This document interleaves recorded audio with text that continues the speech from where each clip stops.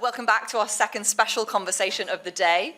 While the focus of our research network is on Bombay cinema of the immediate post-war decades, considering colour as an aesthetic and political force in film culture of the 50s, 60s and 70s, we are, of course, and as the conversations today have evidenced, also keen to understand colour's ongoing importance in contemporary film culture.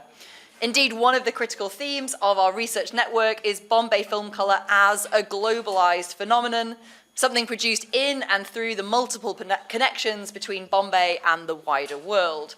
We are therefore delighted to welcome, for this special conversation, Aradhana Seth, whose creative credits across not only the Hindi film industry, but productions across India, as well as in Hollywood, Britain, and beyond, illuminate the globalized trajectories of colour that interest us here.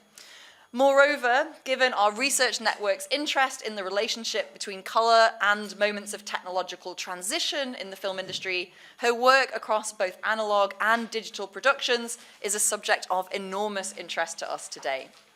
While many of us in the room work with colour as a historical subject and as a slippery archival object, there is much for us to learn from those who work with colour in terms of light, texture, and composition, as both an aesthetic and material condition of film design. We hope that this conversation about practice in our contemporary moment will help us reflect more thoughtfully then on the historical conditions of film colour in the past. So let me formally introduce our speakers. Aradhana Seth is a filmmaker, visual artist, and designer. Her credits as art director include London Has Fallen, The Darjeeling Limited, The Bourne Supremacy, and Stiff Upper Lips.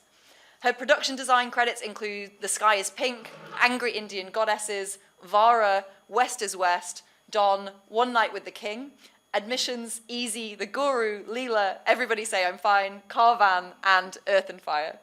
She's had solo shows at the Gallery Chemuld, Mumbai, and Sunapranta, Goa.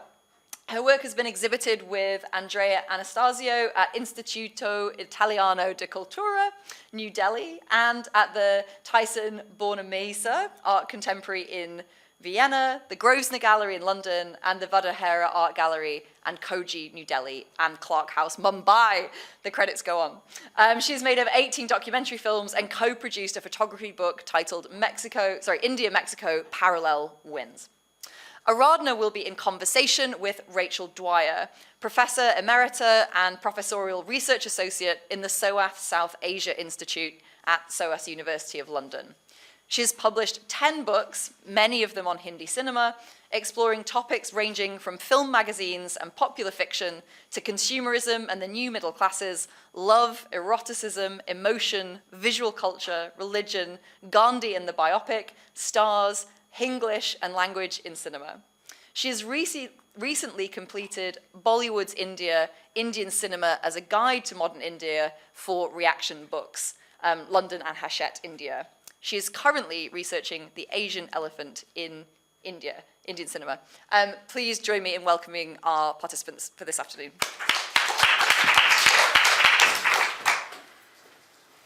I think this is one of the, an exciting opportunity because, as we were saying earlier, I remember when I first went on a film set, I kind of had an idea that you began at the beginning and ended at the end and everything was just shot. And it's very hard, I think, for some of us who don't know so much about production to go through the process of how it's actually created. We tend to think you just point the camera and shoot. And this incredible labour and planning and work. So one of the things that was so interesting about your CV, I think, is that you've worked with very different types of directors and very different types of cinema. And it's the role that they give to you when you come in and how you work with the director, because we often think the director is the auteur, the one who decides everything that goes on the screen. And of course, that's very far from the case. It's actually a team, isn't it? So could you tell us a little bit about the team? It's a large team, but we first actually begin with the conversation with the director, and I always begin actually with the script, which is I kind of read the script as it is, as a story. I read through it thinking about what I really what I get out of it the first time, and then I start breaking it down on the second or third reading, and I normally break it down to basically, whether it's interior, exterior, whether it's day or night, what the location will be, what we're looking for as an action prop, what we would look for in the room on its whole. And then I start breaking down the whole look and feel through a color palette and through these different sections. And we'll tell you as we go along why they're so important, where it's located, and obviously whether it's interior, exterior, or day or night. And the team is normally broken up into three parts. There's the art direction team, the set decoration team, the props team. In the art direction team, you have a construction team. When you build a set, you work with carpenters, painters, assistant art directors, and that is kind of the sort of building crew. Let's say if you were an architect, it would be the guys who build the building. The next is basically all the set decoration, and the set decoration is headed with a set decorator. Then it has set dressers and set buyers and people who go out and look for the set dressing that goes into it. And then there are props, which could be action props or props that are spread across the frame that are just background props, and then in particular action props are props that are from the film, that are in the script, that are actually doing an action. And I think the best way for me then to break down the film is to basically then talk about, so we are doing this back and forth, is to go to the next. Could you just tell us what your colour codes are? Okay. So I always do a color code through the whole script, and it sort of highlights it. For me, I don't know, for some reason the interior exterior is always yellow highlighted, because you go straight into the idea of, do you have to light it? Is it natural light? You go kind of into that world every time you open the script. And then the dining car is the location, whether it's day or night, is in lilac. And then the cloud, star and moon are painted on the ceiling, is in the script, but it's how you're going to realize that cloud, star and moon, how it's going to formulate itself. I'm going to actually pull it up here so I don't have to look around me. And the whiskey highball in green are the action props. So the action props are props that the the screenwriter has written in, but you also have to then have many options of the whiskey highball, normally to show the director. And it also depends very much on the way the room gets created and the period in which you're setting it. And everything that we talk about now in pre-production, which I think is a really important phase of who you hire to do what in your team. If it's a rural setting, do you hire somebody who's better with that? If it's period, who's good at research? All the pre-production is as important as the shoot for me. It's really critical. It's where everything is fleshed out and where you really start thinking about the palette, the prop, the locations. And once you've done this is when you start going on location recce's, once you've read the script. I mean, sometimes in Bombay cinema you don't get the script, so you actually get an idea of the script and you have to kind of go back and forth a bit, or it keeps changing, or they'll add pages, but more or less you create your location list from the script. And this is the Darjeeling Limited. It's the film we did with Wes Anderson. There was a production designer called Mark Friedberg. I was the art director on this film and the set decorator. There were two set decorators actually, and we were working constantly but I went on all the location recce's. So we were choosing simultaneously where we're going to shoot. And you might look at 10 cities in some cases. It might be 10 cities or it might be one. It depends on the budget and the field. And the next slide, which is just an example of the exterior and interior. You know, when you shoot in the exterior, this is an example of basically the top two are interior and the bottom two are exterior. And you can see clearly that the bottom two we are using natural light, and we might enhance it with reflectors, and the top we are shooting in an interior space. So you have to think very much about lighting and spatial constraints. Sorry, I was just thinking. Next one. Yeah.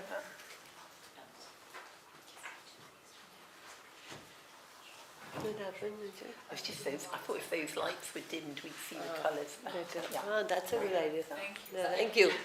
Much better. Yeah. And Purvi already came to day or night as well. And it's pretty clear when there are very often scenes which are clearly day and or night. But there are lots of scenes as you design that are debated, in fact, sometimes whether they are day or night. And sometimes that's dependent on a location you get. If it's clearly day or night in the script, you need to keep it that way. But sometimes it's harder to shoot very often at night. So sometimes you shoot day for night, and night, you sometimes shoot in the day and you create night. And sometimes you shoot day at night. But you constantly are trying to figure out this as you go along, because it's all about lighting and how the face looks, what the environment is, how much space you have to work with, and how large the night spaces are. So if the night spaces are super large, then you have to create lots of light sources, which the DOP and gaffer simulate.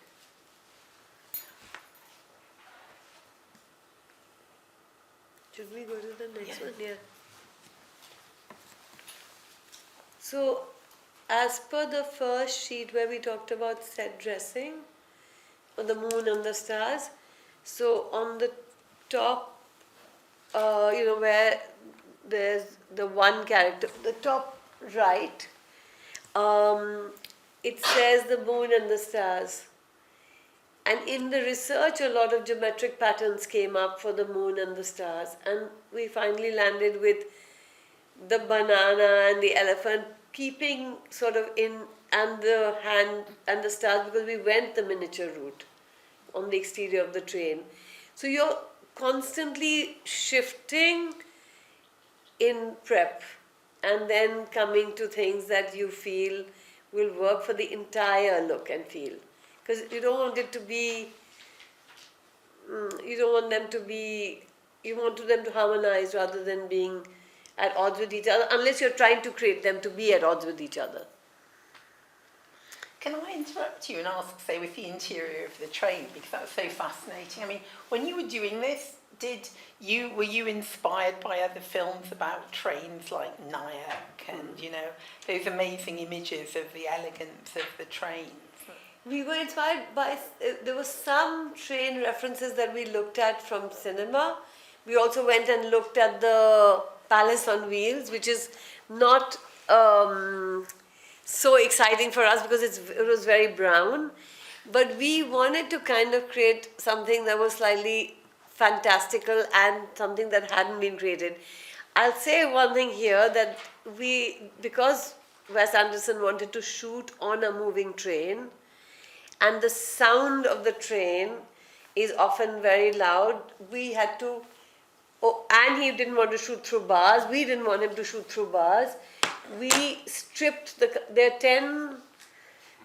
we got 10 pieces of train. Let's say we got an engine, we got a flatbed, we got 2 or 3 places that could just house crew, like the green rooms, the waiting room. We had place for camera, for art. Everything was on that train. So, and then we had the actual compartment, and we had a mirror of that compartment. So that when we were going from Bhagat Ki Kothi in Jodhpur to point B, we could shoot looking out of the train this way, and when we came back, we didn't waste the 4 hours every day, and we shot looking the other way. So we basically took the hero compartment, the main one with the boys, and mirrored it. The dining car, the one on the left, we didn't mirror it because it would have been impossible just to get all the portraits, the lighting, so we kept that for the shoot, but it was just a 2-day shoot or 3-day shoot. Whereas the compartment, so we are shooting on our way out and we're shooting on our way in. Everything is soundproofed, every single cable is built into our design, every single track, the compartment is 70 feet long and about 10 feet wide. So all the camera mounts, you don't see any lights, everything is either hidden or mounted or built into the structure.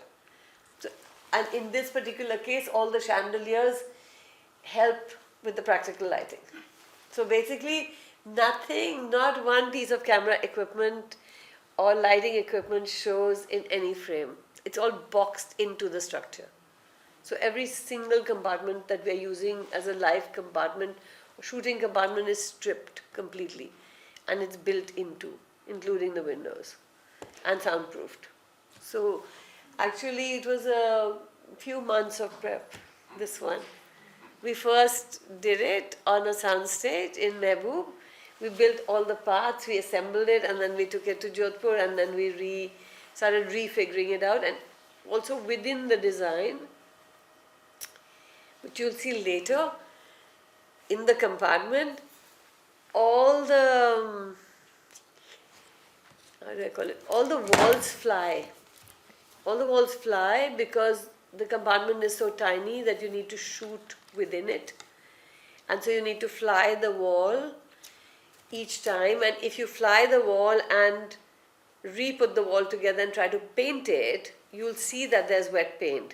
So within the design, you'll see a lot of metallic strips, and the metallic strips are designed as partitions but within the design. I don't know if that makes it, yeah.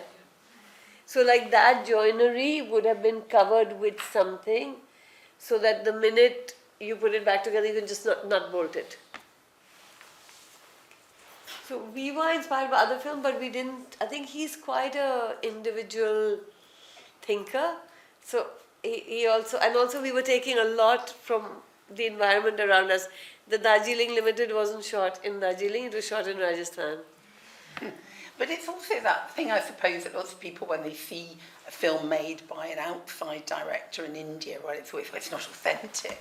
So did you feel in any way your designs had to kind of broker that authenticity and present it to the... I mean, did you ever feel that that was something, or was that not really an issue? Is that something that's too crude an idea?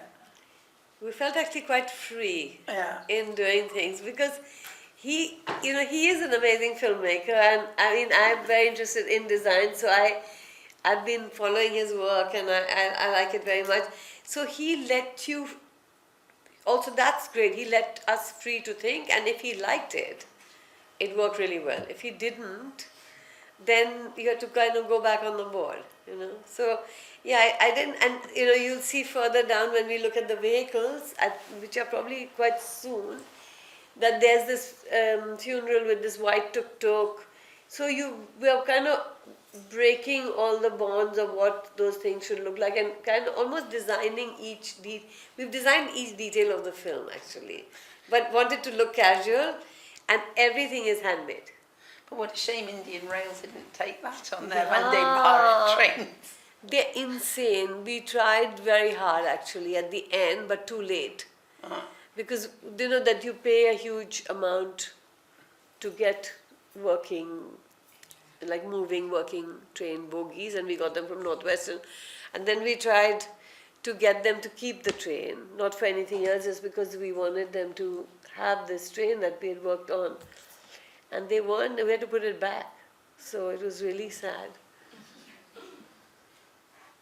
And the frame on the right here is actually meant to be like this STD calling place, and it's shot in Udaipur Airport. So that's the other thing.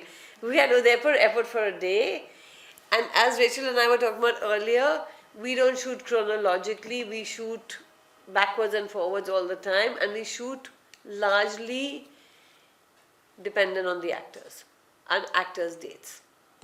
And those actors' dates determine very often, or location availability. And this was, we were shooting at the airport, we were shooting the airport, and because we were shooting the airport, we also landed up shooting this STD thing, some shops, and a whole toilet that we constructed there in their cafe. We basically pre-constructed everything and took it there.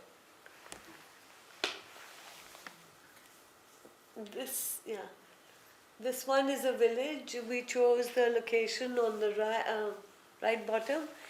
We chose a location that was like a blue village. It kind of worked for us also in keeping with our palette.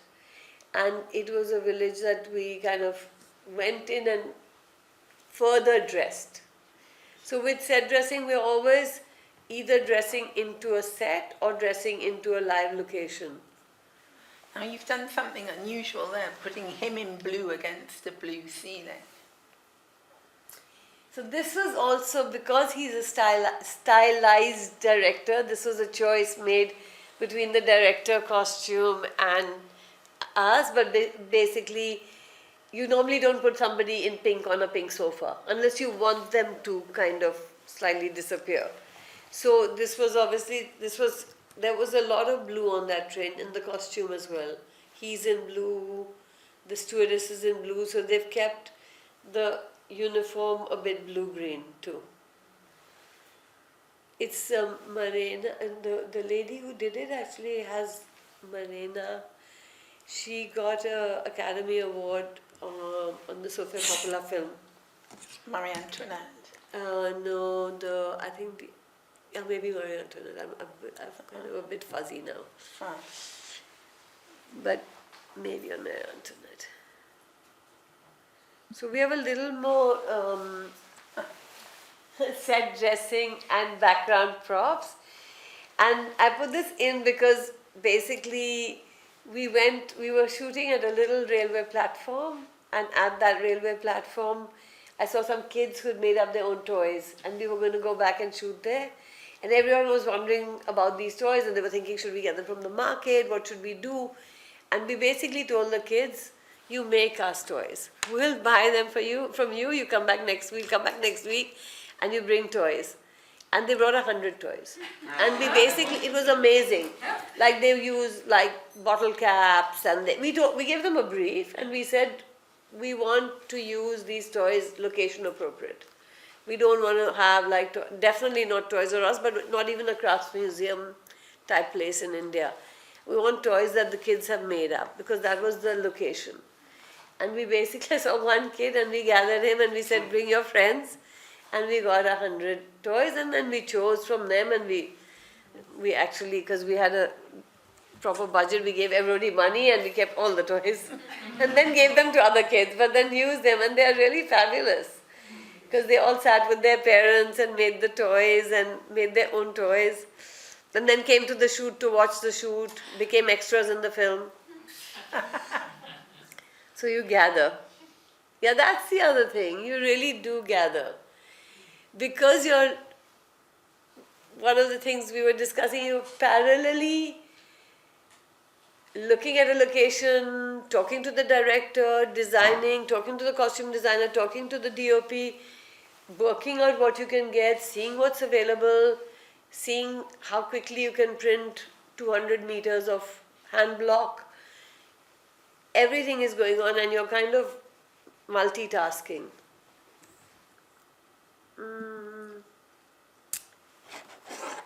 This one is also set dressing. Our production designer found this very beautiful temple.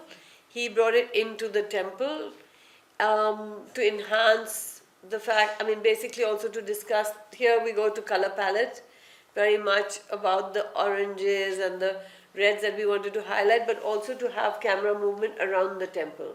Because most spaces in the temple are looking at the wall or looking at a shrine, and we wanted a central shrine that we could walk around and the camera could twist around. What is the model that they're looking at in there? They're looking at a very beautiful old wooden antique temple model, kind of like an antique temple model made in wood. which we found as we were wrecking in one of these lalji type shops. And then Mark thought, oh, this is a great idea, let's just take it into the temple so that we can have the women circumambulate around it. And if you notice that the diyas that the boys are at are almost identical, and we wanted to keep it kind of equal in their prayer. So we were like, let's get the same thing replicated or duplicated. This later I think becomes part of the poster as well. So we're going from a lot of color on the train, a lot of color on the temple, to the convent, which is where the three boys, I don't know if you've all seen the film, the three boys are searching for their mother. Their mother is living up on away in a convent monastery place, and we wanted to really mute the colors here, just to bring them down, to look at it. We felt it's a much more simple place. It's a place that's been morphed into a convent, and the big cross is the 35-foot cross that we built, mainly to show them the way, show the boys the way to get to the convent, because they're still looking for her. And we're looking always at the big picture, but also the detail on the wall, that is the detail on the blackboard of the makeshift school. So we're going from that 35-foot cross to the drawing that's on the board, because we feel like the camera might pick it up. And the white here is just because that's whitewash, or is it to kind of give some idea of purity? And Yes, it's the idea it was the idea of keeping it kind of white, cream, pure, monastic, aged as well, so that it's something that's been around. She's gone to a really remote part, but there is this big cross on top of a hill. And so they are, in their search for her, we wanted not to be so easy to find her. So to keep it pure, and we mixed here in this look a kind of combination between a slightly Tibetan kantha type weave into the blankets that are very ordinary blankets. So we bought those very ordinary blankets that you get at every railway station. You used to get in your hold alls, which were brown, but wove into it, used saris to create like diaphanous sort of curtains, keeping it very pure, makeshift, but not quite. In this you see on the bottom right you see a Bengal sari onto which we embroidered a cross to let all sort of, this is just a test, but it's all the curtains so that the light goes through, you see a bit of the boys, you see how they're coping while they're there, but you're not on top of them.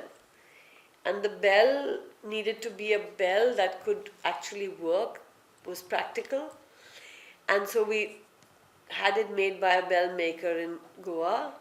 And just to add a bit of color, we brought in the antique angel from Kerala and added a little bit of broken glass into the thing to say that it's muted, but there is a bit of, the color remains from the past. And created St. Francis in fiberglass and also painted him down to look like he'd been there for many years. And again, I was asking about other films. I mean, when you see a bell in a monastery on a hill in India and outside films, you think Black Narcissus, don't you? And it is actually. And it is. And in fact, we were inspired by Black Narcissus, absolutely. And we saw it. In fact, that's what I was saying to Sarah earlier, that was one of the films. Wes has been quite inspired. I mean, Black Narcissus, Satyajit Ray, the Beatles' music, a lot of that was discussed. So yes, and actually we saw Black Narcissus many times, and so did the whole crew. Like all our heads, saw it. I think Mark passed it down to everybody, then I passed it down to everybody. Yeah. It's very much that.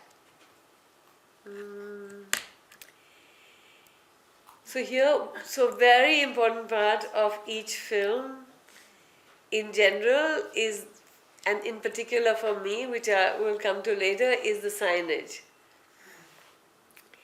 Mainly because it really does locate you very often into where you're at and what the ambience and the atmosphere is of the place.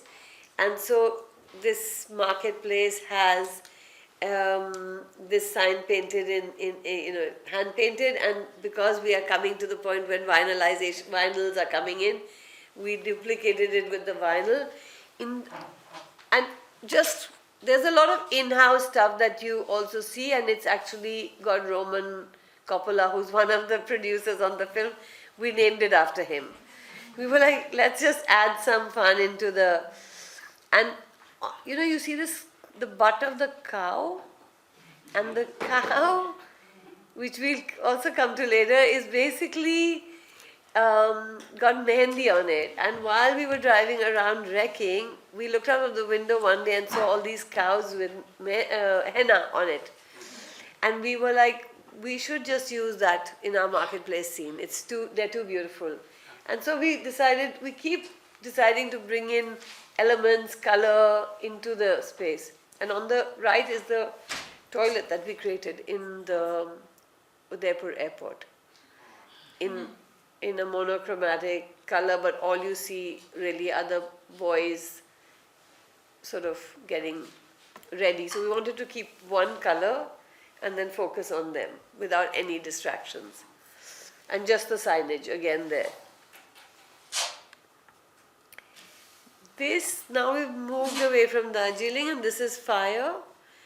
And this is not such a good image, but on top you see Darling Beauty Salon.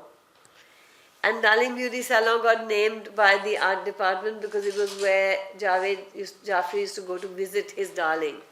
And so there's quite a lot you can lead in with signage into the design and into the story of the film, even without the director really telling you. You just kind of go back to them and say, we're going to do this. This is West is West. It's also a bit more about signage. It's meant to be Pakistan, and we're shooting in India.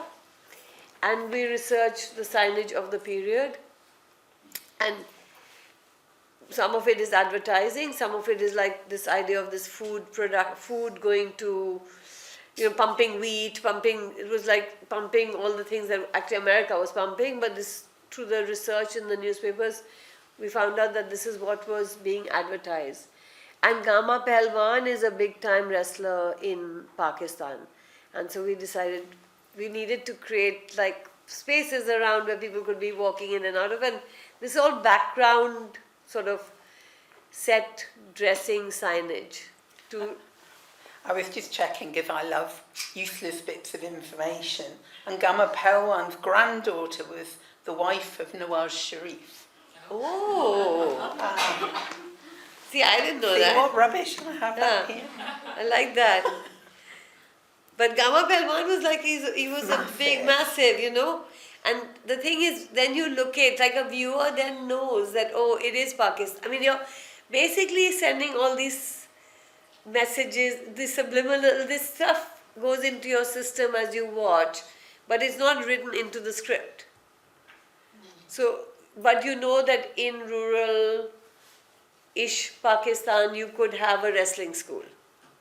Or they would be pumping Grow More food. And more signage. Thank you, Purvi. Look, the film is called The Sweet Requiem, and it's shot in Ladakh and Majnu Ka Tila in Delhi, and it's to do with Tibet. And so if you look at the fonting and the text, we've tried to stay within the idea of the locating the film. And I'm sure everyone knows that you can't show real alcohol. So if you do want to, you try. I mean, you're not meant to show much alcohol, but if you do, then you make your own labels.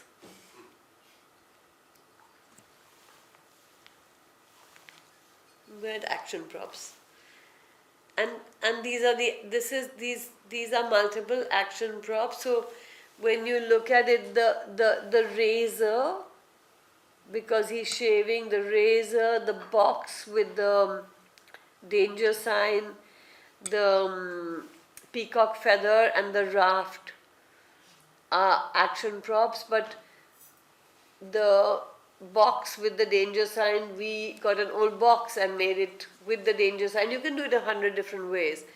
And the raft, we created the raft because they live in the village with cans, plastic cans basically. Because we didn't think that they would have a raft that they had brought in, like a raft. So we made the raft. So you're always looking, obviously, at the landscape and the and what's going on in the landscape, and also simultaneously you're looking at the palette that you're following for those scenes. And then this is the life. So just to get you fully immersed into this is the livestock breakdown that we do, because the livestock doesn't show up. It has to be thought through in advance. And so, it could be snakes, it could be flies, it could be parrots, it could be, not allowed peacocks, but it could be anything. And so, either livestock that is used in the film or just in the background. And on the livestock, the luggage is obviously to carry the luggage, and the fake snake in the box, and the fake animatronic tiger has arrived from LA to India, because we are not allowed to have tigers, and Wes wanted a tiger. And back to the mehendi on the cow is just on background action. And this is a film called One Night with the King, where there are lots of scenes on horseback, and so we had to obviously get trained horses and riders and a lot of armor for them.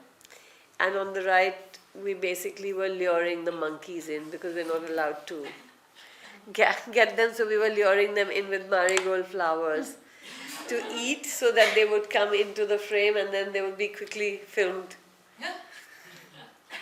But you are working all this out way in advance. And similarly with the vehicles. From the big train, which the graphic designer obviously detailed out in great detail, to the engine, which we first painted blue. And if you look at the elephant and the trees and the shadows of the trees and the way that it's coming at you, we wanted it to have the perspective, so that if the camera was in front of it, it would feel like it was really coming at you. And the scenes in the film are on the body of the engine, like the cricket scene and the scene of the railway station. So we added that so you got a kind of montage of the film on the engine. But you don't really see it. I think it's a bit for us also. And then the back of the engine. And this is kind of various means of transportation, which you want to really vary it in a film if you can. From the white funeral tuk-tuk to the red car in New York, to the motorbike, to the plane, so that you board the film and you try to find things that don't look that similar or that are distinct for particular scenes, unless you want it to look the same. And this on Dawn are action vehicles. And for action vehicles, you normally need duplicates or triplicates of identical vehicles. Or you need parts of a vehicle, like in the ambulance scene with Priyanka, that there is just the hood or something that you can hook up that can be carried over a flyover. But basically you need vehicles that you can kind of piece apart and then piece together or have sections of.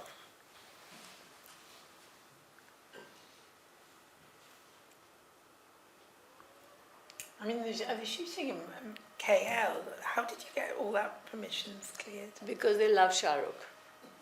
Basically, they love Shah Rukh. You know, the Prime Minister's a big fan of Shah, Dilanan. of Shah Rukh's too.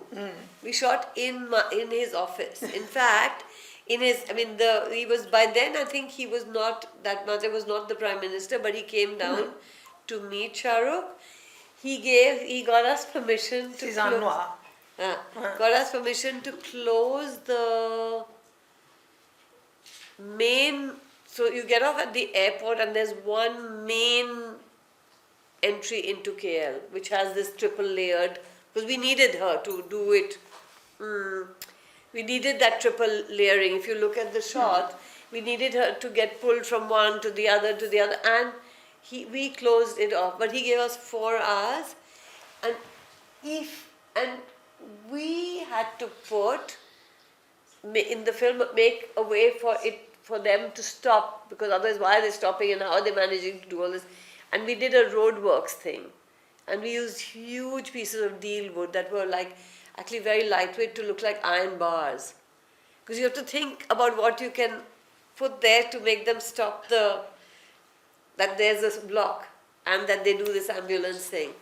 So we basically made this roadblock. They gave us and you realize you have only that many hours to set up a construction scene. You work out how you can do it really quickly. So really lightweight as well, because that's always comes into play. Like how much manpower do you have, what's the budget, and how much you can do, and how quickly you can lift it off, and that therefore how much time you can give the director to work. The longer we take, the less he has or she has. But it's quite special, I think, to get the only radial road shut off. Amazing. Yeah. You must have been very unpopular. Yeah, I'm sure.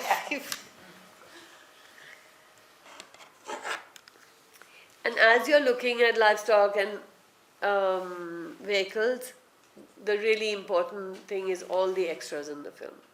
Or simultaneously looking at the extras and how they are going to be dressed, of course, by the costume designer, but how they're going to be propped. And how they're going to, what they're going to carry, if they're going to carry anything, if they're not. And so this is just a window into that. So at the convent, they have the Bible, or somewhere they have luggage at the train station, so you're kind of thinking about that constantly. And similarly in the marketplace. I've got to ask you, what happened to the Louis Vuitton suitcases? They went back, and I think they got auctioned. They went, I think they did get auctioned, actually. And the Louis Vuitton suitcases were designed, I think, almost a year in advance by Wes Anderson's brother. He did the palm trees and the zebra and the leopard, really beautifully embossed, and somebody came from Paris with them. There was a special vehicle hired, and they went back, and somebody on the crew flew back with them. It's like that handbag in Zindagi. Yeah, it's like Bagwati. Yeah. And that was an Hermes bag, no?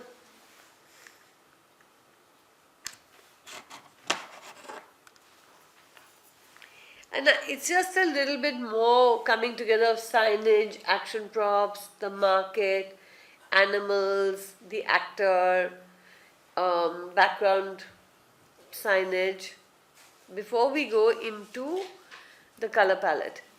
So every time we begin a film, we make a color palette, which basically, this is for a film called The Sky is Pink, but you do it each time, and I can just go through it and you'll get a sense of, it could be room by room or space by space, or it could be the arc of a film.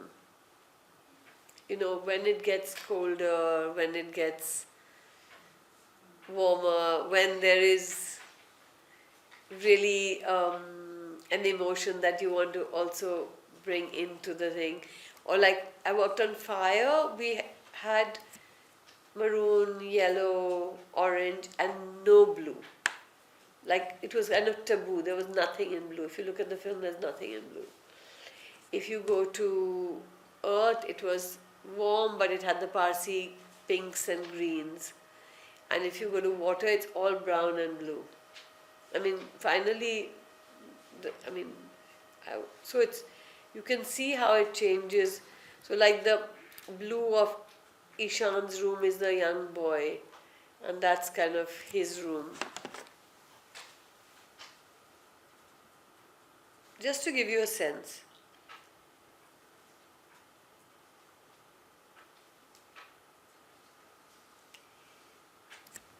We're back actually to Darjeeling, and between there's this very distinct blue train and maroon train, the Darjeeling Limited and the Bengal Lancers, and this is all the interior painting that took days and days to figure out which pattern, how should we go about this, which is the best floral, what should we do, and then the painters began painting all the walls of the corridor and the bedroom, the boys' bedroom. I mean, coming late to the show today, I mean, maybe people talked about this already, but this idea that cultures see colours differently. Yes. You know, and you've got that sort of, you know, the Sapir-Whorf hypothesis that you can't conceptualise something if there isn't a word for it. And so, like, I'm thinking, I mean, I'm not so sure, but, you know, a word like Krishna, which is all sorts of dark colours, yes. Or I suppose I'm more familiar with ancient Greek where you have kouanos, meaning dark black blue, and glaukos, meaning light blue, but it can also mean yellow and green. And so do you think any of that is there? I mean, is there a different way of looking at colour in India? I think there's a different way, partly because of what was discussed today about the light and winter, summer, heat. There's somewhat of a different way, but also there's a history of a different way, in a sense, because the colours used in Havelis are sometimes different to the colours used in a kind of old stately mansion here. But I think now everything is getting a bit on top of each other and mixed in more than it ever did before, because people are using motifs in Bollywood from the fleur-de-lis has like embedded itself into Bombay cinema, or that green Tiffany lamp which I just cannot stand, but it's in every library scene that you see. It's just like iconic, and it's taken from a London library clearly, or a library in New York, or it's become the library light in cinema, and it's like really gives me I'm sort of meandering, but it is, but for occasions it is sometimes. And later we'll come to one where, you know, a funeral here is of mostly black and a wedding is white, and our weddings are much more colorful and our funerals are white. And so later we do introduce the idea of a color that has gone in because of a particular when we come to it, there's actually it's very soon, I'll just come to it. So this is more on the Darjeeling, and it's the exterior of the train. And then there is this film called The Hungry, which is Titus Andronicus, but set in India. It's a Shakespeare. And this film has the main guy, the groom's sister, is designing his wedding in the script for us. I mean, we made her design the wedding because we're shooting in the middle of nowhere and we wanted it to be kind of organically grown, and it's really colorful, the Sangeet. And we go into the Haldi, which has all the yellows, and then we go into the wedding, which is actually going to turn out to be a bloodbath. And so I made it white and silver, so that you already are uneasy while you're walking. The characters are walking to that, and you know that there's other things going on in the house. So there it is a kind of cultural thing, because you wouldn't do a white and silver wedding. No. You do it, and you actually, but it's actually going to be something else. And I think also colours that, you know, you put together, like in India, sort of parrot green and shocking pink, which here is like, Yeah. wow. Yeah. Whereas, you know, it's how you see colours that go together and Yeah. don't go together as Yeah. well. That is very much the case, Rachel. I think that you see, for instance, it's true that we use much more vibrant color in general. I think in our films, or let's say primary. I don't know how to put it. Primary colors probably. We're using them, the pinks and the greens and the. But you know, in the early 2000s, there was this sort of like Bollywood's London thing going on. And it became almost like a kind of cliche that everything Indian had to be, you know, bright pink and that, you know, Diana Vreeland, that pink's the navy blue of India, and, you know, people just wanting more and more colour. And it's not always the case. I mean, there are a lot of people in India where colour's very restrained, isn't it? That it's seen as kind of vulgar to be, except at weddings where, you know, auspiciousness. Yes. I think it's true. I mean, I think that the decoloring is a very beautiful way to go because it's subtle and it's beautiful. But cinematically, you see it more and more, but it always seems to be quite often in Bombay cinema, correct me if I'm wrong, seems to be like something that someone has taken from Venice and is now creating a set. I don't remember so many, or it could be a Haveli though, then somebody, but in Haveli they always throw in a lot of Babar glass colour. I mean, I think one that me was the opening of Bansali's Devdas, where he had like something from a Ray film and something from this film, you know, the opera glass was looking through the window, like that. You know, it was very much, I think people just see things and they think, I like that, so I like I'll that, put it in, whether it's relevant or not, because it's about something else. I think there's a lot of that going on actually in film, definitely in Bombay. Things are seen, something is seen somewhere, then it's brought in, there'll be something that's Gothic. Now it's getting to be but Gothic, a bit of Palladian, a bit of something else, a bit of Roman, like it just gets mixed up. Yeah, but you should have seen all of us when we came back from our first trips to India. You know, we wore some pretty weird combinations of Indian clothes at that time. You know, I think it's definitely something, that kind of mixing. But I think the colours are, you know, they become kind of stereotypical, and then there's other things going on as well. On you know, and like you say, like, I mean, most people who didn't know would see that and not think, oh, it's, you know, wow, it's very lovely, it's white, and not actually get that it means something a bit ominous, sinister. Because, I mean, I haven't really been to many white silver weddings in India, unless they are church or you're from the Catholic community. Yeah. Otherwise, they always seem to have green or red. Or some form of colour. Gujarat is white and red for a wedding. Bengali also has. Bengali also. They have the shola and all. But the dressing is more like banana, tree bases, and green has come in. The dressing, you don't often see a white dress. Like I use shola flowers, but I use them here. But kind of kept very light. Now you might, in the slightly more smart set. And talking about color and location, so we are meandering a bit because it's also like you can talk about multiple things each time because you're doing that at one time. And this one is from Dawn, and it's a location on a floor, an empty floor of a building, but it looked onto the city and onto a lot of chrome and silver, and we built this whole police headquarters, which is the KL police headquarters, within it, with a lot of glass and chrome. And it was one of the first times that the green grey glass palette was being used in mainstream Bombay cinema, and today we spoke about that earlier. We did a lot of color tests, skin tone tests, with the three principals, with Shah Rukh Khan, Priyanka, and Isha Kopikar for a whole day in Mehboob, taking the greens, taking the grays, taking those colors, and like almost like on an Asian paint palette or Pantone palette, we tried it out, and the DOP Mohanan tried it with different kinds of lighting. But here it was really important for us to build into a location where you looked out and you looked at chrome around you. So you felt you were in that, and all the furniture we created was to match that.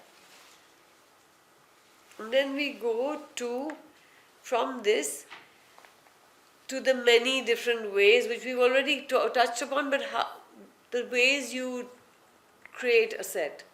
So you either build on a sound stage, or like we just spoke about, build within a location, or go into a location and just set dress it. So you either build from scratch or build on a floor. And I'm just going to take you through this really fast. So this is the secret vault. So I think we'll give some questions. Yeah, so should we just secret vault, and it's done in that chrome-y way, and the material use is also is similar, grey and grey. And we come to the details, which is where he's smuggling cocaine. We made him a scorpion logo, money because he's an international don, fast-moving gizmos, and now it's not so contemporary, but this is like many years ago. The scream painting, because he's a global don and he's also stolen the scream and many other paintings that were missing. We looked at a lot of research to see what artwork was missing. And so he couldn't only have dollars and cocaine, he needed some artwork. And yeah, so sort of his many suitcases, briefcases that could be generic but clearly replaceable, but yet we wanted to show how many he had. So we built this glass case. And this is a film called One Night with the King, which is set in a location at Umaid Bhavan. It's biblical times, and we've used the walls of the location to determine the colors of the pillars and what the rest of the sort of winged lion and griffins how they'll blend into this location. And this is the end of it, and with about 1400 kgs of flowers and things like that. And this is set in rural Sri Lanka, and it's more rural, and it's also the similar idea of how do you set dress a location. And all the details that go into this local sculptor studio. And then the scene where the actors are.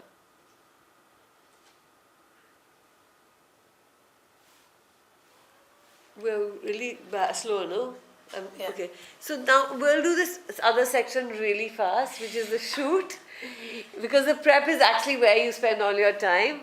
And the shoot is where you go actually quite fast. And I'm going to show you a series of 4 images. The black and white ones are where we are shooting and the location, and you see a little bit of a flag or a camera. And the next frame in color is what you see on the frame in the film.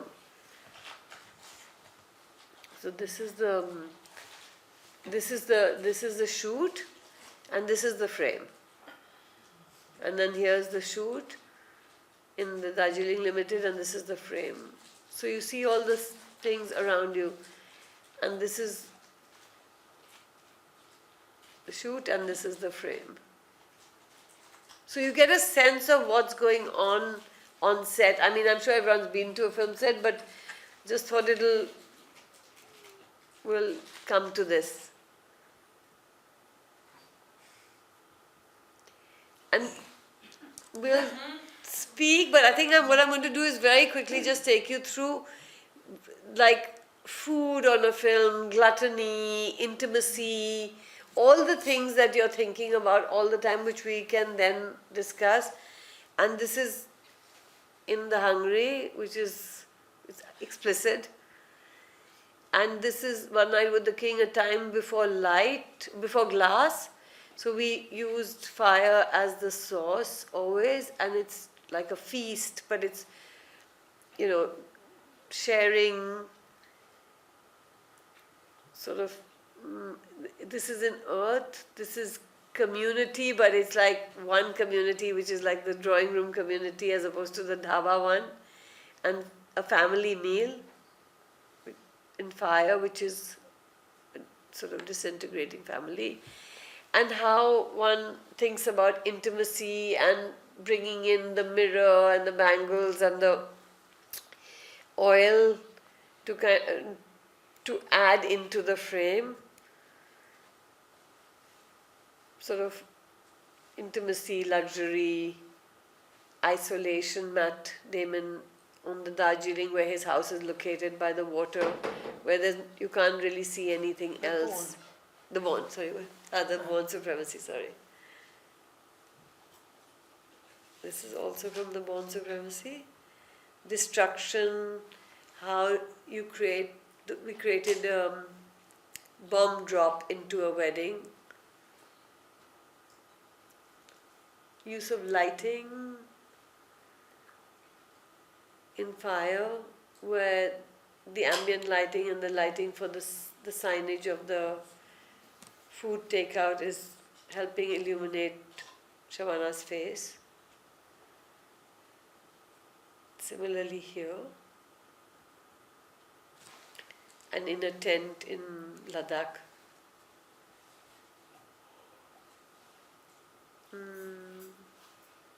More quickly, and then how do you treat a song? And it's always a 5-day shoot if you have the budget, and the idea of creating movement and a chorus. So this is from Dawn. It's the Bapa Moria song. In this case, we started with the Ganpati on the right bottom. It was taken there were 5 cameras that went out on the real day of the day that the Ganesh goes into the water, the Visarjan.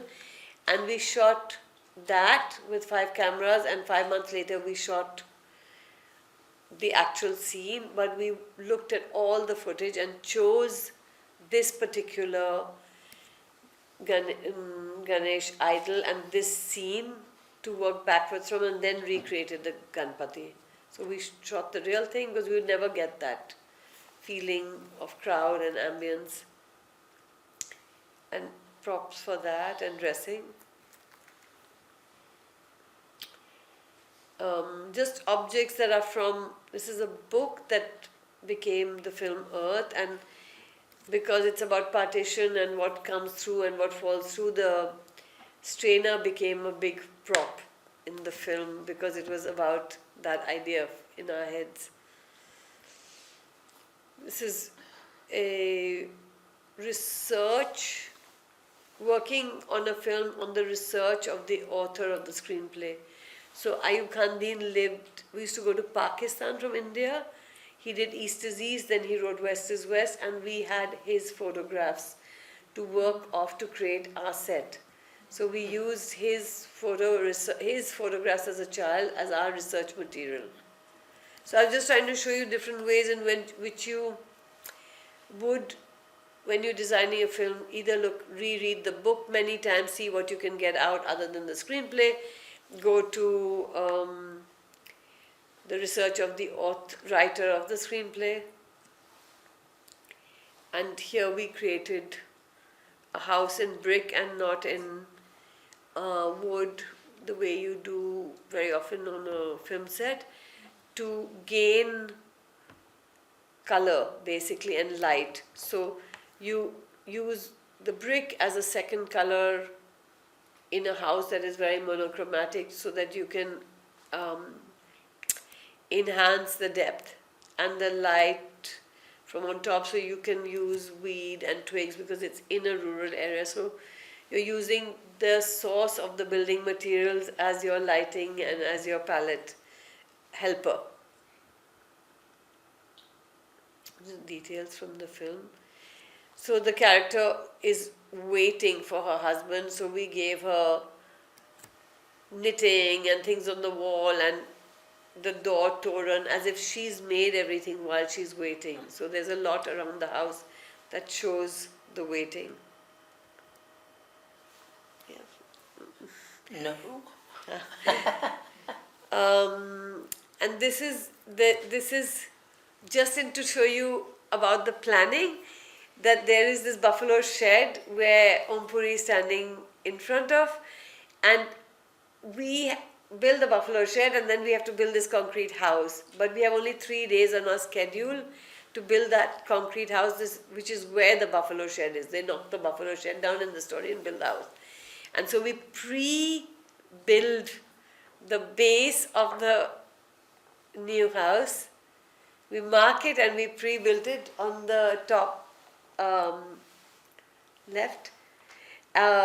And we embed it into the ground and then build the buffalo shed and then knock the buffalo shed down and build the house. So basically we're buying ourselves a lot of time in pre-planning this. And the last thing really is just in closing that every film designer has some amount of residue that I think they keep in their own life's work, other work. And one of the things that was interesting to me was that we always had to create a portrait of, say, Ranjani's grandfather or Munni's mother, and we were always creating it with these kind of backdrops. And then everybody on the crew was like, but why aren't you photographing us? So in West is West, this wedding portrait is all she has to hold on to while she's knitting and waiting for Om Puri. And while we were shooting this, everyone was shoot us. And so I started a project which is the residue of this, which is like a photo studio. And I thought I'll like run you through it. And so now I have a permanent photo studio project. And another colleague of mine who was a production designer called Siddharth Sarohi now has a permanent furniture design, mid-century modern furniture design place. And I have a book that came out of all my research while I was wandering around photographing signage and sets. So I just wanted to kind of introduce the idea of post-production designing. Wow. And just one thing I wanted to ask before I throw it open is, I mean, the new CGI digital design, is that something you don't do yourself, or do you? I work with people who are doing that. There's a lot more of that now going on. And in fact, in One Night with the King, we had a whole team out from America. Also on Born Supremacy, there was a little bit of a team watching things, but they didn't use that much of it. But on One Night with the King, they gave us points. And there's VFX, there's SFX, and there's a lot of post. And I'm not doing that so much, but people do that with the work you do. And now there's also this new thing, which is you can shoot in Kashmir and Kanyakumari in one day. So you basically project, and you can move from one place to the other, but I'm a bit old school. But there's a lot of that, Rachel, going on now. And I think soon... And some of it's really dreadful. I mean, yeah, and some of it they asked, like there's a company that now is just, how do you call it, shooting spaces, objects, and then I'm going to create these things. Questions? Sorry, this was a bit meandering, but it's, I mean, I'm a practitioner, so I'm like going through it in my brain. Got one over here. So we've now got the lapel mic on the speakers, so maybe if the speakers could repeat the questions back into the mic so Sure. that the audience can hear. If people can't, that would be really handy. Thank you. Do you want people to say their names before they ask questions? At your discretion. Great, hello. As a designer, obviously your work is interpreted, so you explain and show photos and you talk about what your design is. How do you deal with, as humans, we kind of interpret things differently even when we're kind of told clearly. How do you deal with that? People taking your designs and kind of going off, say a prop maker or a painter, changing your design. How do you kind of consolidate that and directly say what you envision? Should we take a few questions? So did the audience hear that question? That it was about what you do if the people who are actually working and physically creating these objects go off on away from your design. How does that impact on your work? Munib. I just want to say, when I see all this, I'm humbled by the amount of work that you do. Humbled.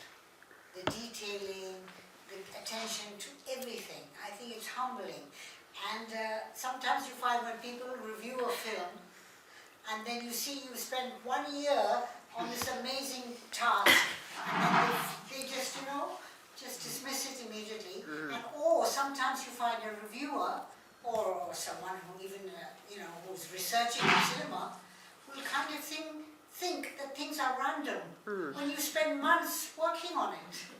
So it's more an observation, and my question is, in the black and white era, was there any particular designer, I'm thinking about Shekar, who you liked? I think I like that. Shakespeare Wala, was Shakespeare Wala in, no, it wasn't. It was in colour, no? Thinking of, I thought it was black and white. Yeah. I don't know who the set designer. But I must say that film, I remember it being quite a beautiful, I don't even know who the production designer was, but it was a film that I do remember quite well visually. That's why I was a bit confused when somebody said, because for me it was very black and white in my head. It is black and white, okay. I'm thinking more of Avara or Kapiski Pool. Also, yes, Barsat? Barsat was also a Shekar. Yeah. So I think those Nargis films, I think that time period was very beautiful. If you look at them carefully, and they've been designed as, I think we talked earlier, they have been designed for black and white. And you do design differently for black and white.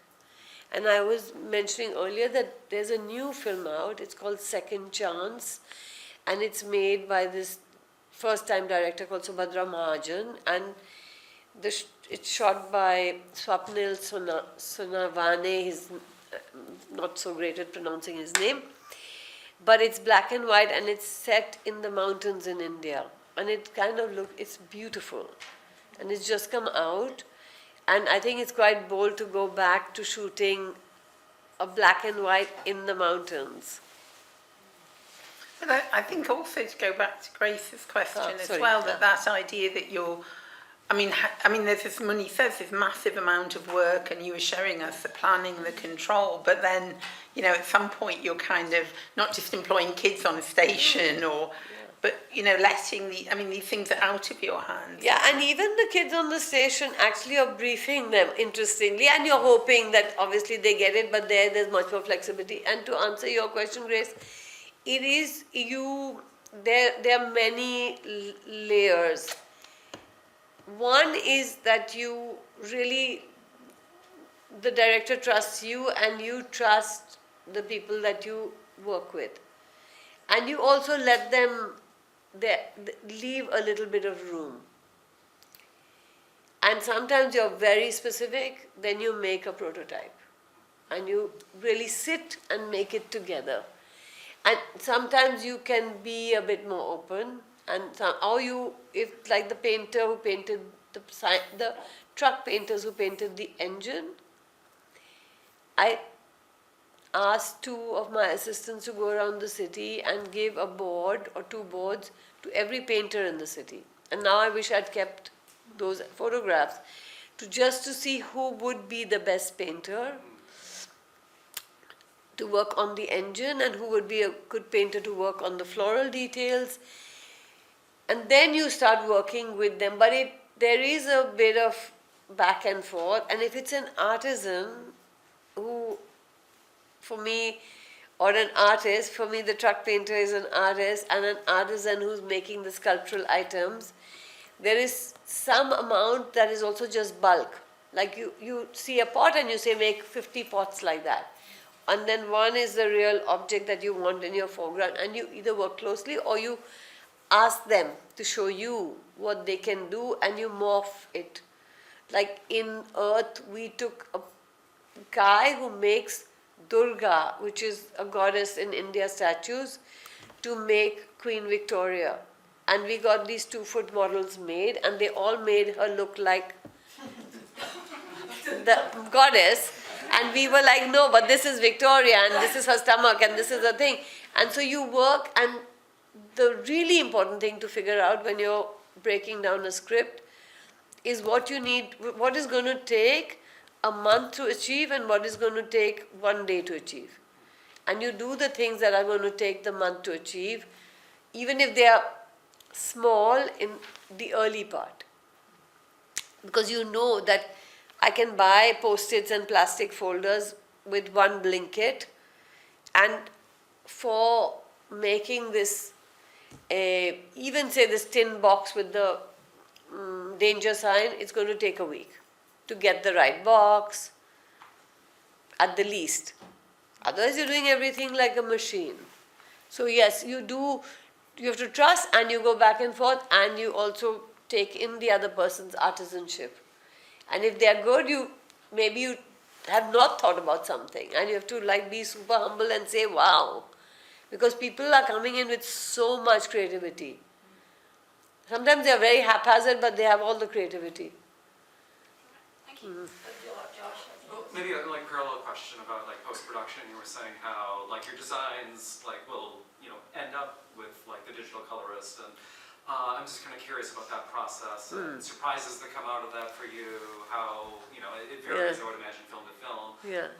The images you were showing from Darjeeling seemed very saturated, and I don't know if that's how accurate those were from what was released. And, so just kind of about that kind of digital for that film, the digital intermediate process or digital grading in general, how your color designs translate and what comes out of that. You try to think about all that in prep, in the conversation that you have with the director and the DOP, the cinematographer. You work very closely with them then, because actually at the end you don't have a say. You don't. It's the director and the DOP who sit in the grade. They can be, you're really out of it by then. I think if you put your head, if you have a good relationship, then with the director and the DOP, they'll call you in to the screen, like a pre-screening, if they have the time, if they have the energy, if they have the budget. Otherwise, you really have to be very, very careful, which is why when we were doing Dawn, we tested light. We made so many flats in different Pantone colors to test prior. And then worked with the cinematographer, because at that point you are kind of, it's like the architect who's built the building, but now they've moved in. And you're just like, they're not, the only thing they ask you for is your crew list at that point. And if they're doing a poster, then if they need you to be involved, or t-shirts, so you're really not in that process at that point, and you have to figure all that out in prep. I think of those poor people whose films have been colorized. They're not there to do it. Yeah. I'm really quite Yeah. shocked. And also light. Yeah. Also light, sometimes something starts looking a bit too dark and you're crying, but what can you do? First of all, I want to compliment you for all the detailing and the designs you have made. One question is, when you were interacting with the DOP, were they giving you any suggestions, or what kind of coordination you were having before designing the color palette or even the detailing lighting? you work with the DOP very closely. They should be your best friend on set, because finally their eyes are going to frame the frame.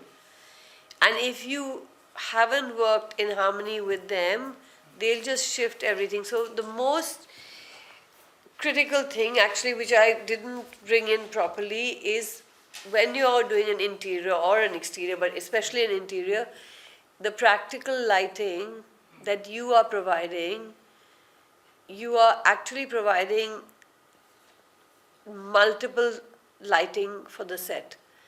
Whether it's lamp, whether it's sconces, whether it's wall brackets, whether it's the top light, because they are working to simulate, to look at that light and create the warmth or a neon, or so all that is in full discussion. Because if the place is just like a stark Majnu Ka Tila room in the Tibetan colony, it needs just a neon. You can't put some like warm light. You can maximum throw in a warm lamp somewhere, but mostly it's stark. And so the DOP and you need to figure that out in advance, and you need to know also if you're in a living room or in a lecture hall, that the lighting is going to be top lighting or side lighting or floor lighting, and what that's going to look, and whether it's going to mesh with daylight, and also pre-decide whether the curtains will be drawn or not. Because if the curtains are as we have them now, you're not getting in the daylight much.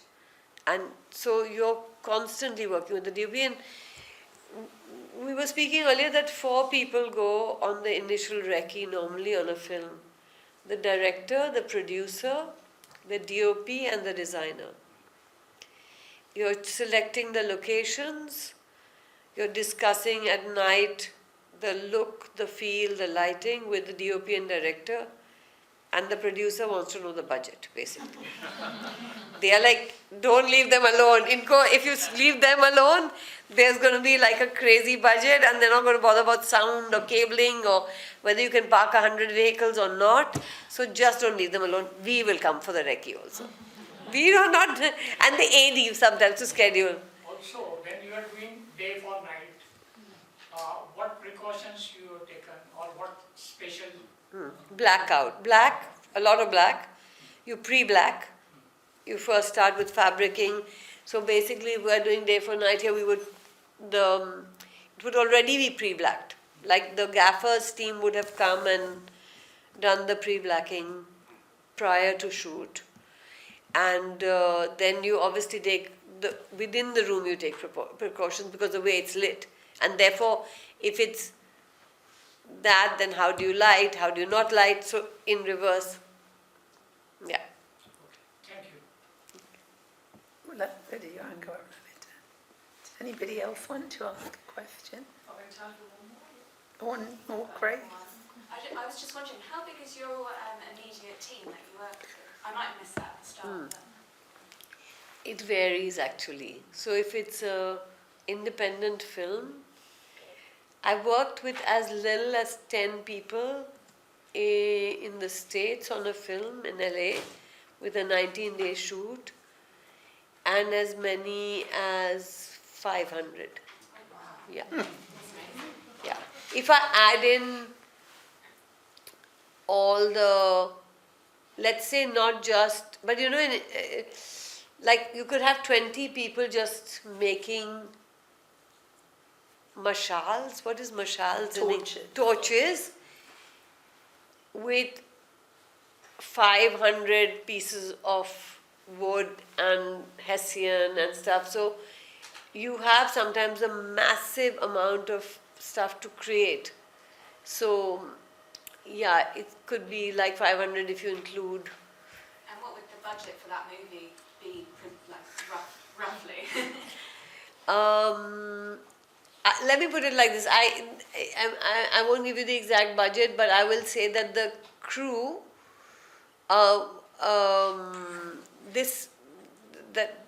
let's say,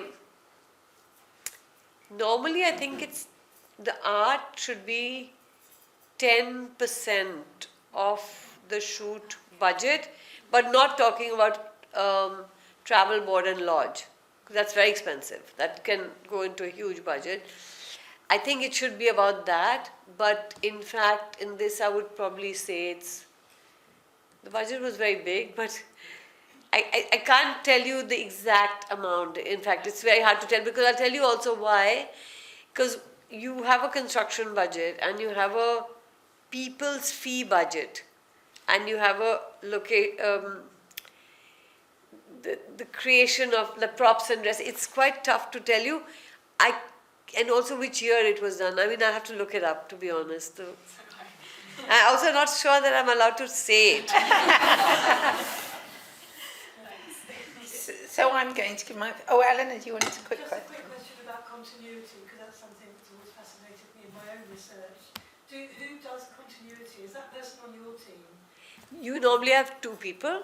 Yeah. One is the continuity, the script supervisor who works with the director and does continuity for everything and keeps the script dialogue and keeps a costume continuity. We normally have somebody also who keeps continuity. We have this person who's called standby on set. So other than the set dresser and the prop master, we normally have a set dressing person or a prop person who is a standby person on set. And normally they are meant to keep prop continuity and they are meant to keep left hand, right hand, but also every day take that pen from the actor and not let him take it home in his pocket. And it's like that person has to be like a policeman. Because if you don't have it the next day and it's not chronological, and so also the hero props, sometimes we try to make duplicates. Yeah, just in case. Because, But that sounds similar to how it was in the 30s and 40s. Yeah, It was yeah. kind of police work. Yeah, It yeah. was mostly done by women in Germany in the 30s. It wasn't a male. But I will say one thing in general, that it's not so simple in India sometimes, only because very often when you work on two films, everybody then wants to become a production designer.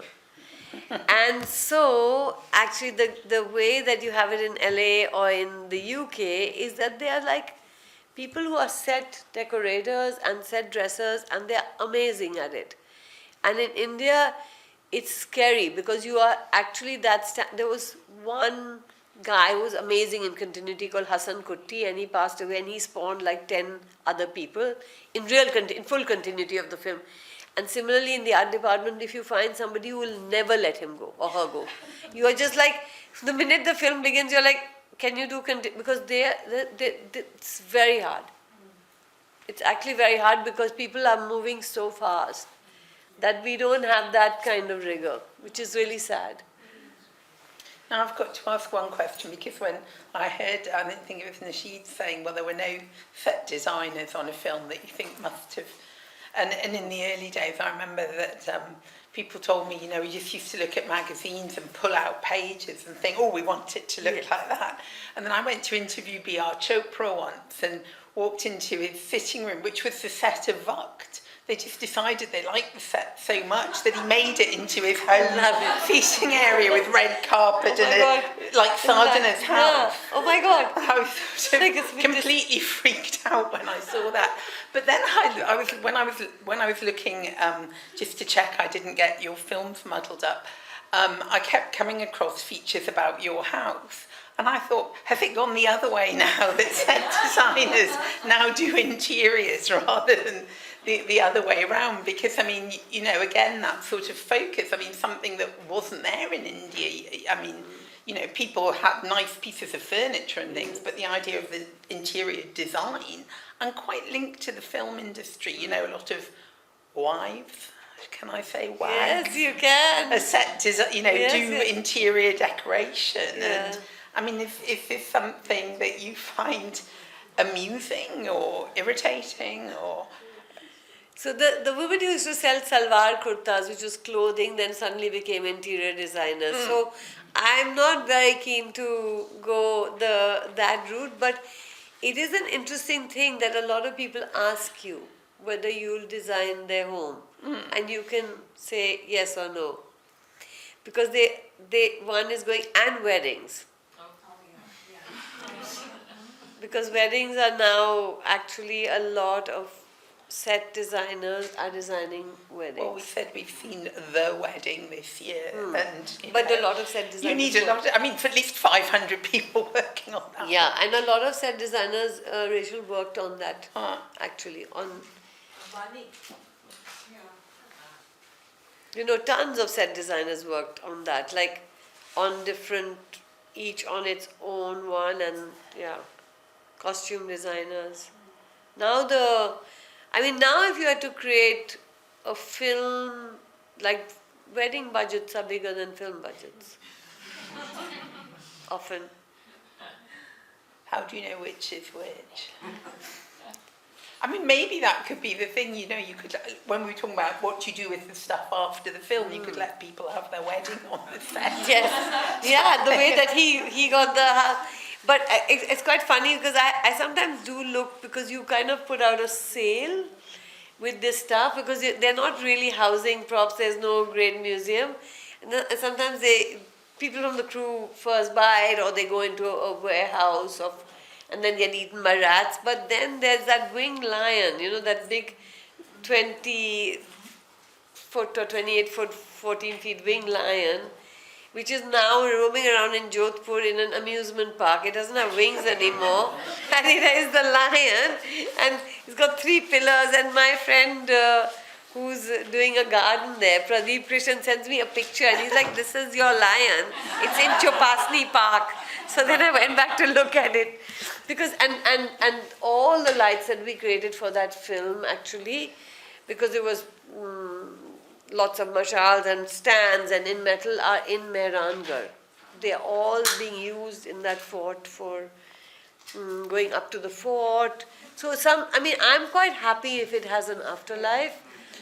Whatever it is, it could kind of be funny, but it's also very often quite useful. I was going to say, I've brought all sorts of things back in my luggage, but I would love to have brought the front of that train back with the elephant on it. So that was so sadly overpainted. But we did buy a piece of a train, because he wanted not only to do the train on a train, Wes wanted not only to do the train on a train line, he also wanted to shoot in places where the train track didn't exist. And so we bought 40 feet of a train, basically bogie, sliced it in half. It was sliced in half and in quarter, and put it on a low loader, and we used to call it a train on a truck. And we drove it around to places slowly where you could shoot out of the window. Like the Bombay double-decker buses. Like the Bombay double-decker buses. What happened to that piece? That piece actually, I think, just went off, as it was so heavy. Everyone was like, we should do something with it, but it stayed in Jodhpur. I mean, that's the sad thing, that this film wraps so fast that unless you have plan B in place. In fact, when I did the West film, I was living in Vienna. Otherwise, I really would have dumped everything I could in a warehouse. Or, I was trying to send things to my parents' house, they were not having it. They were like, what is this? We sent to different people, and Wes took a lot of stuff. Wes took, Adrian took, lots of people took some stuff back that they could. I have some dinner plates and some things, but it's just, you could create actually if there was a museum of the moving image. I see you those again. 100 toys that the kids made. Yeah. It's such a beautiful museum. Yeah. Because actually urban kids, when they come to design school, they can't do that kind of thing. Yeah. They're sort of going back to the basics and you're training them or whatever. But like these kids, they have that freedom and they just make 100 toys. Yeah. That's why in a way you have to be very quick to figure out who's going to make that thing, Grace. Like, do you want to give it to the kids, or do you want to give it to a prop maker?